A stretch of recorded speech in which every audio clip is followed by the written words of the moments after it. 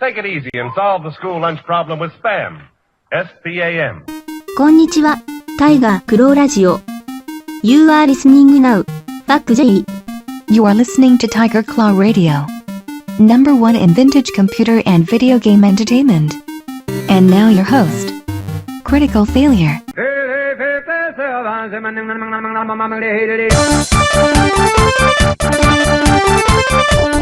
What's going on, everybody? You know what that sound means? That means it's time for Tiger Claw Radio. Okay, what's going on? So this is the 6th of January, and I just got home from Magfest, and I'm exhausted. It's going to be a short show, but I do have a couple things that should be a lot of fun to go over. I got some van casts leading up to Magfest. I got an album from Dimebag. Dimebag was one of the many chiptune people who performed that I got to see, and he was awesome, and Magfest was awesome, and we're going to go over it. So let's kick things off with one of his tracks. You guys are listening to Tiger Claw Radio.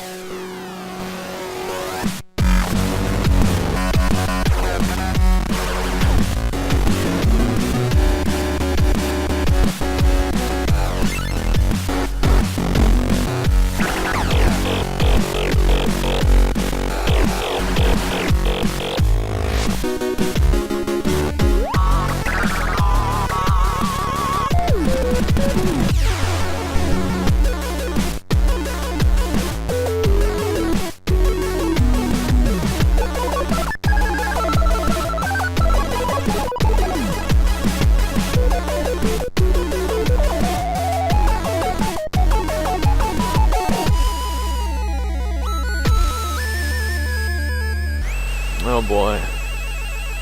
Yeah, man. Just let it ring.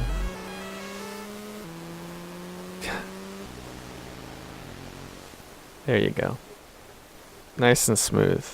That's Dimeback. It's the finishing track off of his EP called Wandering Floor. You can get that Name Your Price. It's on Bandcamp.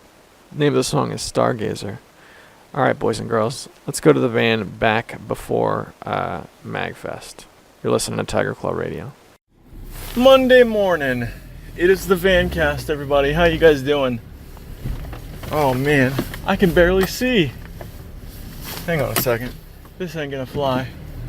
Let's roll down that back window. Much better. I'm trying to get pulled out of my house right here. And we're backing up. We're backing up. Good. We did that safely. Now we'll put it in drive.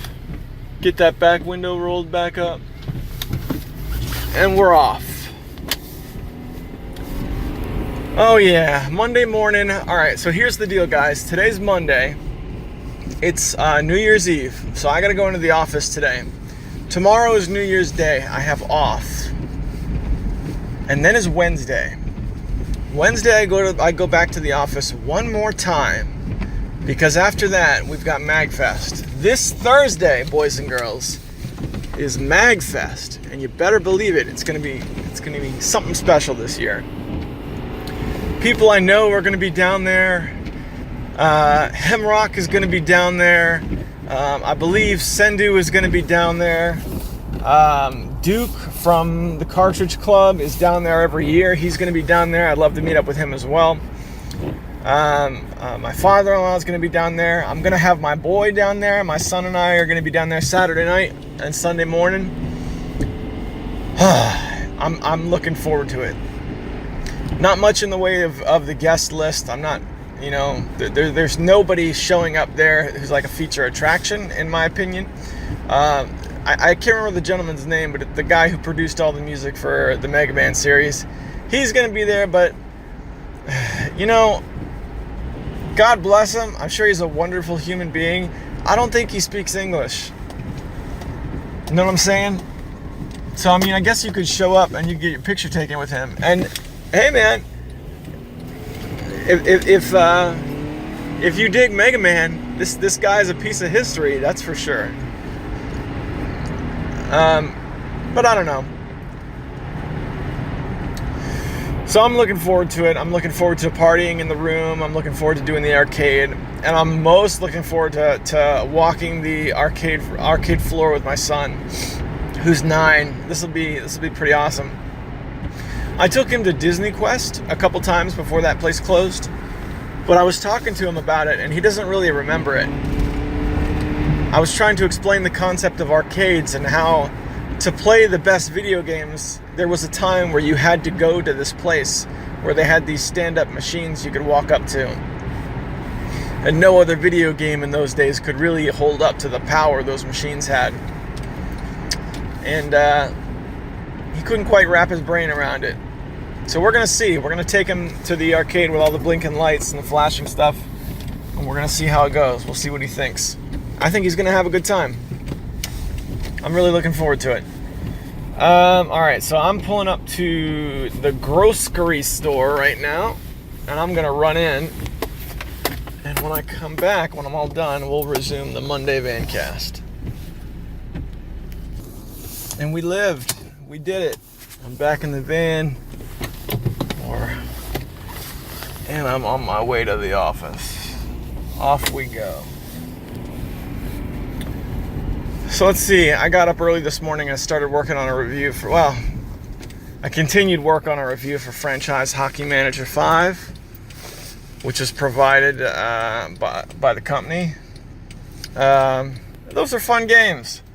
Gotta say, I was a little disappointed this year. I wish they'd put forth more advancements. It looks like they put all their eggs in this online league feature.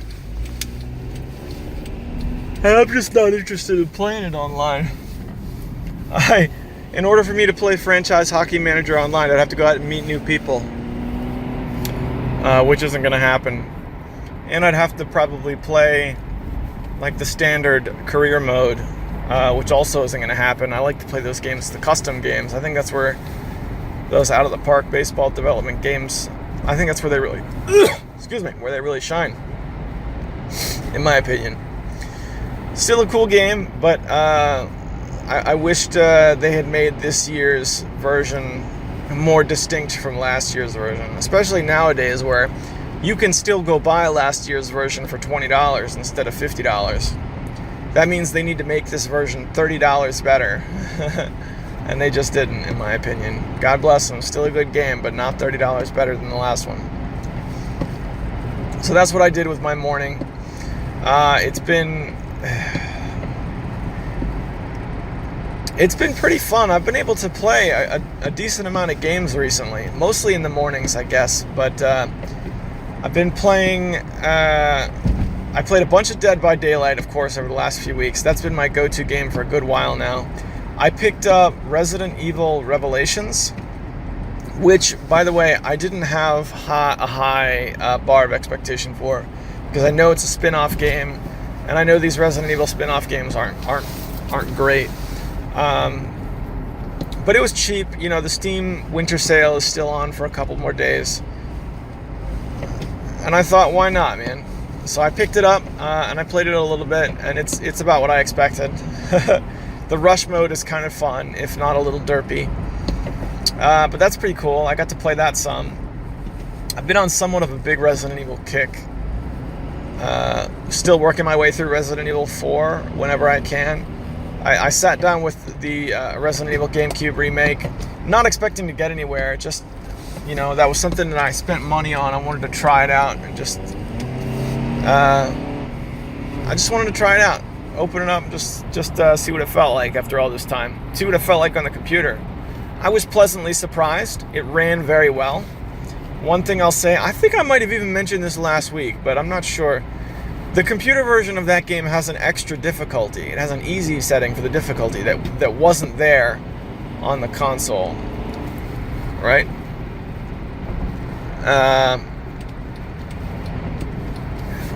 And I gotta say that's a game that's worth playing on the upper echelons of difficulty if you can stomach it. That certainly is a game that where there's something at stake. Every single time you face off with an enemy, there's a chance they could get the better of you. You know what I mean? Versus, it's a stark contrast from this Resident Evil Revelations game, where the enemies in that game pose little to no threat at all. And you have all the weapons in the world you would need, and you just mow them down, and that's all it takes. So I've been playing that. I also mentioned last week, I've been playing Duke Nukem 3D World Tour, which I've been enjoying way more than I thought I would. One thing I'll say about Duke 3D World Tour, I mentioned last week how that there's like a timer, and when you die you can just go back in time to any point and continue. So there's like virtually no reason to save.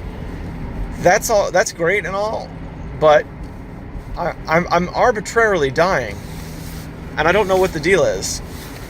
I don't think I'm actually getting killed. I just think there's some sort of glitch that causes me to die at some point. And there's so little at stake when you die now that it's like, Which is something I'd like to see them address. I don't know.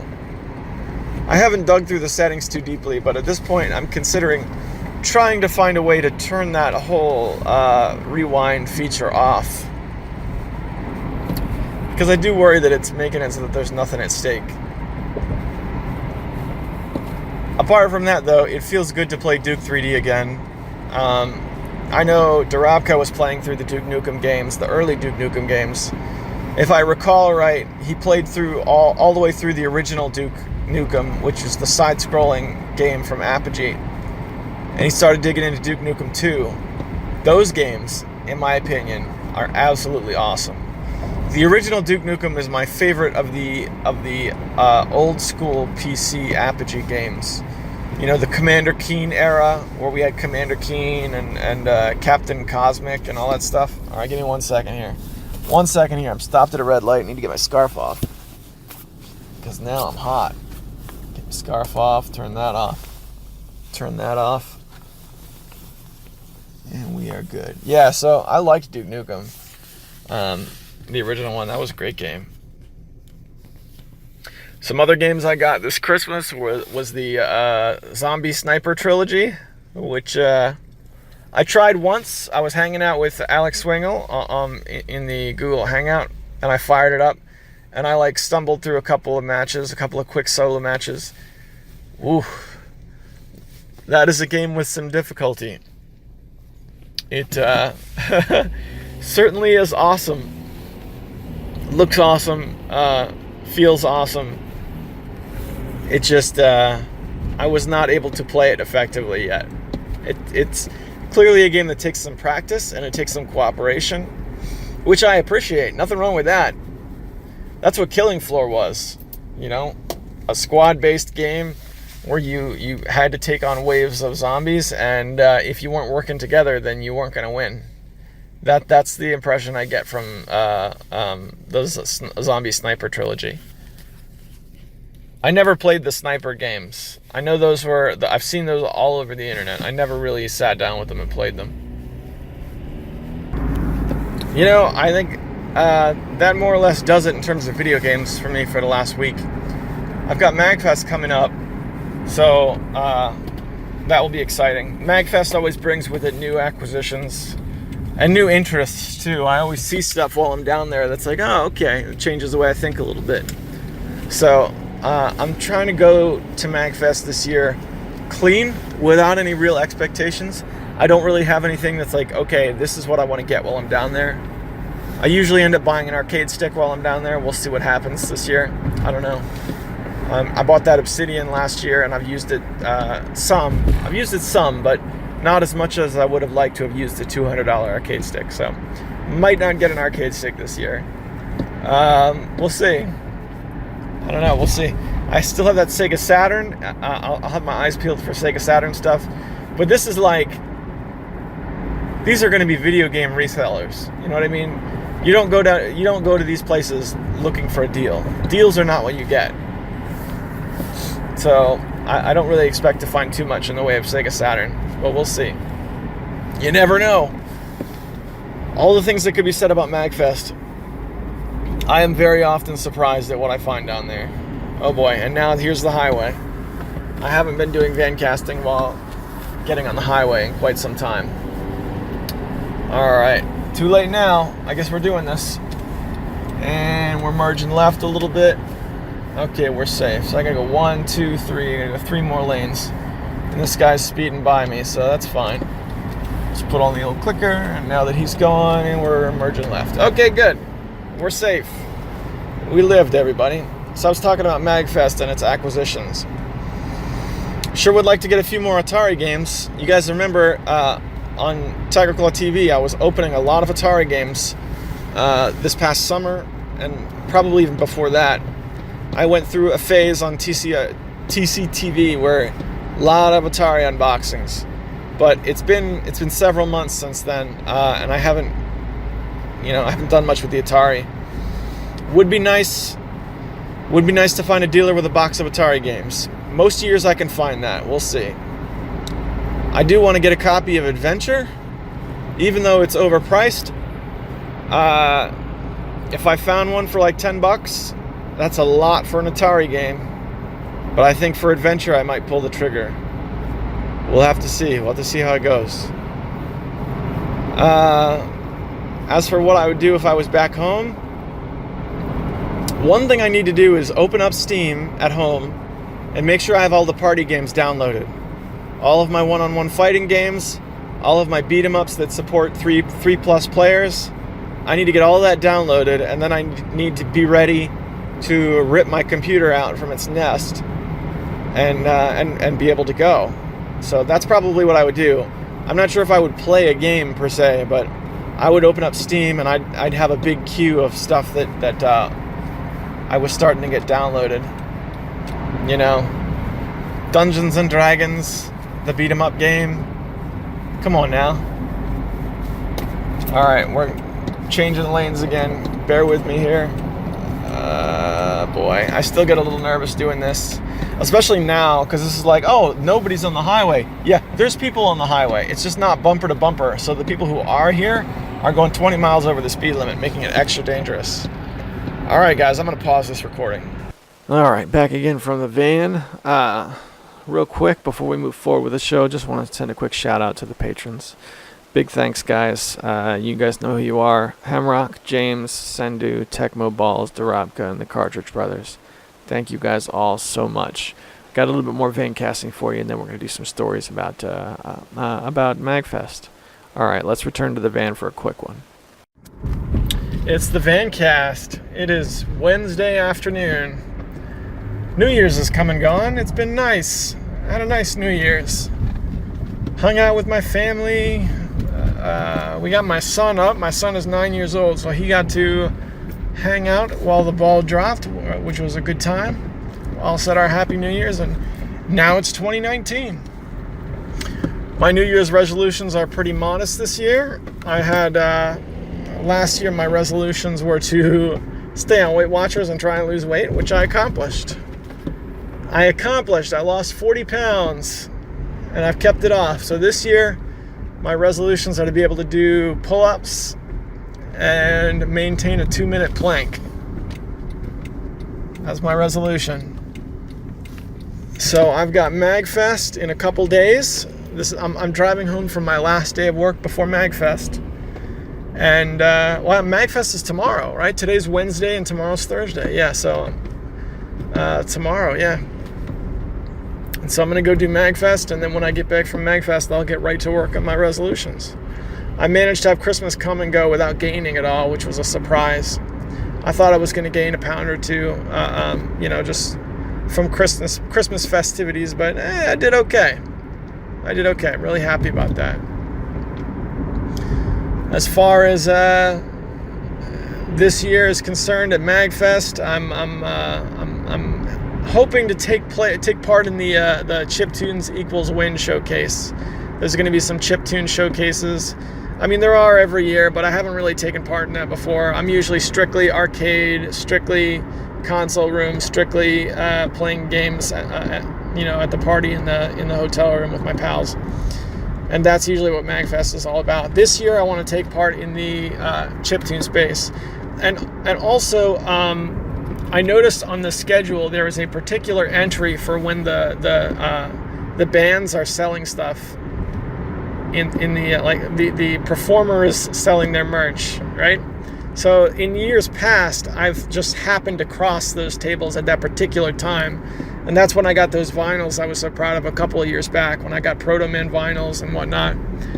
And specifically one record from the Bit Brigade that I was proud of. The Bit Brigade released their cover of the entire Mega Man 2 soundtrack on a blue vinyl record, which I got a hold of. It was like $20, but it was a limited print, so if you want one now, it's going to be like $70. You want that kind of thing, I guess that's the particular time to go check and see what's on sale, so that's my plan. We're looking forward to that. And we'll just see how it goes, man. I'm excited. This is the brief reprieve from the daily life that I get once a year. It's only a couple of days. We go down and have a good time. I'm not going to be too far from home. I'm looking forward to it, man. Can you tell I'm excited?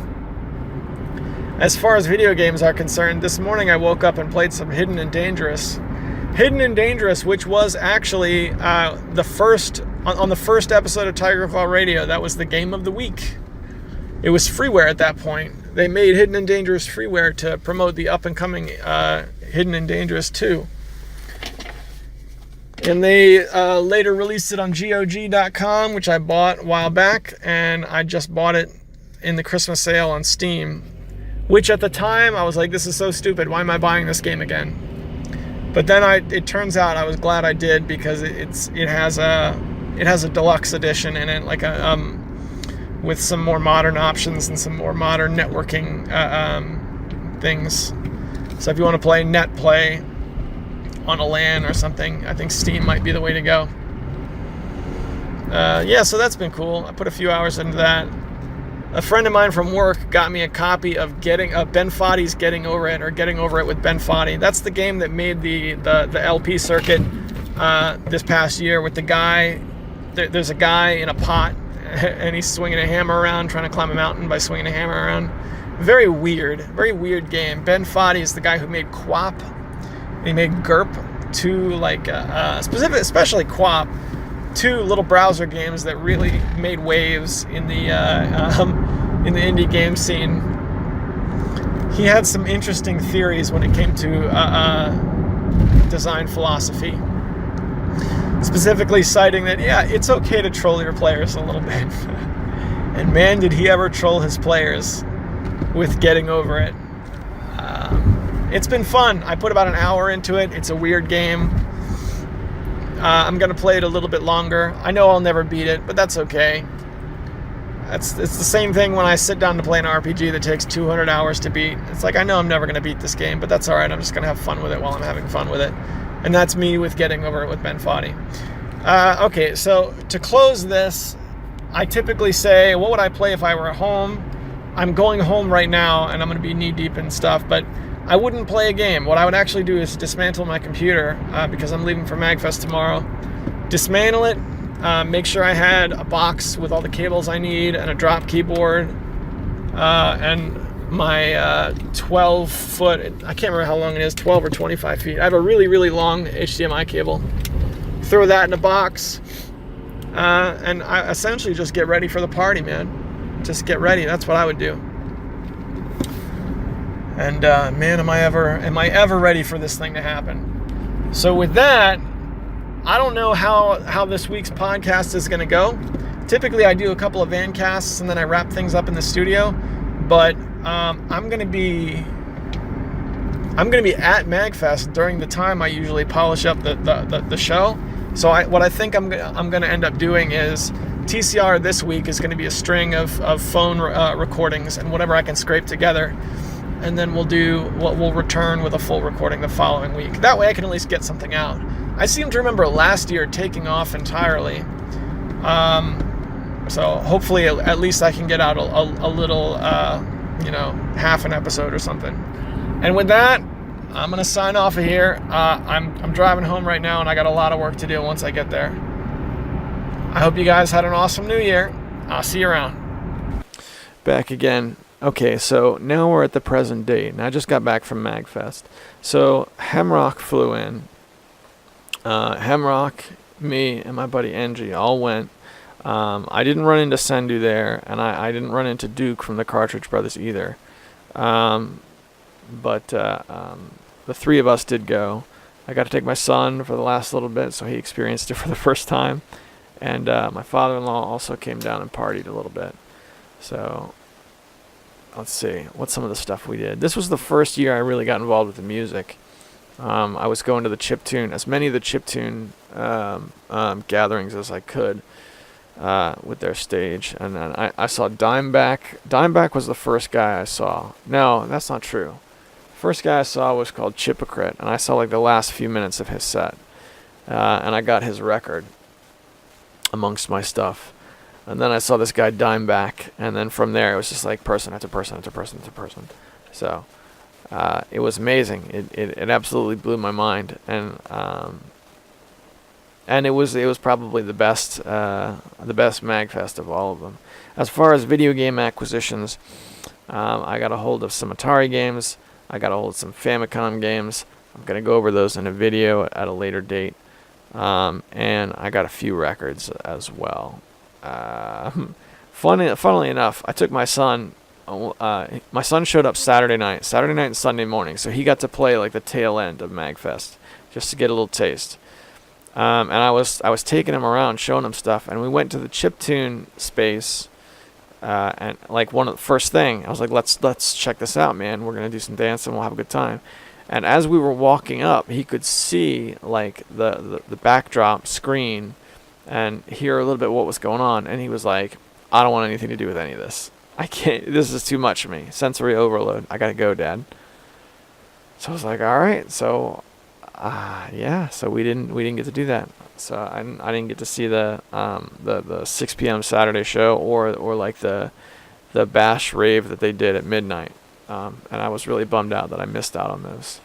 But we walked the arcade floor. We played some games. I played Super Smash Brothers with him, which was great. We played Melee a couple of times. Played as a really surreal game of Melee with all the people in my group, with me and my son, and then Angie and Hemrock. It was really surreal. It was kind of like the kind of game I didn't think would ever actually happen, and it was fun, man. We had a good time. We really did. Let's see. I am exhausted, so let me see. I don't know. I was debating on whether or not I was gonna be able to make it to the fail bag, but to be honest, I don't know if there's any comments. I'm gonna drift in right now. Drifting in real time into the YouTube page, and we'll see what we got. It's loading. Yeah, we got one from Alex Swingle. Alright, well, this is the fail bag, and let's see what old Swingle's got. He says, I got great news for Balzac, and none of the expensive games are worth doing the console mod. Xenogears has a cool combat system, but is burdened by a story of edgelords. Lunar 1 and 2 are very standard RPGs that are only expensive due to a cult worship of that company, similar to Earthbound. Saga Frontier, both 1 and 2, are more lame than good. Tomba is a neat side-scroller, but isn't unique in its gameplay to justify going out of your way to play it. Those games are mostly expensive because of hype/prestige more than quality. I'm not fully sure of any game for the PS1 that's truly worth more than $40. One last thing. I have heard through the dark web that all those games that work on emulation... excuse me, let me back up. I've heard that through the dark web that all those games work on emulation if you really want to play them badly. Some of the ones you mentioned in the recording used to have game-breaking bugs, but were fixed. He's referring, of course, to the talk of about the PS1 and the PS1 collection and what's what. We talked about that a little bit last week. And you know what? I can't really comment on whether I agree that the games he's talking about are worth it, because I've played some of these games, but it was so long ago that I remember so little that it's like I don't know. What are the list? Lunar 1 and 2. I actually never got to play Lunar. What else? Xenogears I played, but again it was so long ago I don't remember anything about it. Except like there was a mech battle scene towards the end that I really enjoyed. Tomba, I never played the full version. Tomba was a game that my older brother got in the mail. He got a demo. My older brother used to fill out every single survey. When you buy a PlayStation game and open it up, there's usually a survey from the company. He would fill those all out. So at some point he got a demo version of Tomba. That was like unsolicited, they just sent it. But that was the only way I ever actually experienced that game, because I don't think we ever got our hands on the full version. I remember liking it though. I don't know. I don't know how much it costs now. Let's take a look. And now whenever I look something up on eBay, the price I always get back is always inflated. Everyone always tells me I'm doing it wrong. Like what I need to be doing is looking up recent like what things actually sell for, as opposed to what people list them for. But I'm just going to do my cursory glance, and you guys out there who are really good at eBay can tell me how bad I did. Alright, so let's see. You give me a second to get a lay of the land. I'm looking at like the buy it nows that immediately come to mind. Tomba 2 is $100. The original Tomba is $103. Let's see if we can beat that. Here's Tomba disc only for $65. We got what else we got? That demo disc. Look at that. That demo disc my older brother had is being sold for $10. Wow. Disc only, you can get it for about $60. It looks like, and complete, it's about $100. Yeah, that's a lot of money. That is a lot of money for a PlayStation 1 game. I really wanted to get In the Hunt for the PS1. It was about $100, and I just never pulled the trigger. It was the closest I ever came to getting a super wildly expensive game. And I'm looking up In the Hunt now, and it's even more expensive. No, it's not. The long box edition is going for $99.99 with $8 shipping. $108, just about the same. All right, well, boys and girls, that's all I got for this week. I know it's a short one, but I got to be honest, I'm barely hanging on. And I hope you are too. I hope you're hanging on. Because as much as this is like, I'm running out of steam, I'm running out of steam in a good way. I'm running out because I partied and because I went out there and I recharged and I had a great time. And I want you guys to know that that's what I want for you. Life's going to be tough. You know, you got to go to work, you got to go to school, you got to do whatever. But every once in a while, you get those few weekends. They're few and far between, but you get those weekends where you really get to recharge. And I hope that's what this weekend was like for you. Well, all right, boys and girls, I'll see you next time.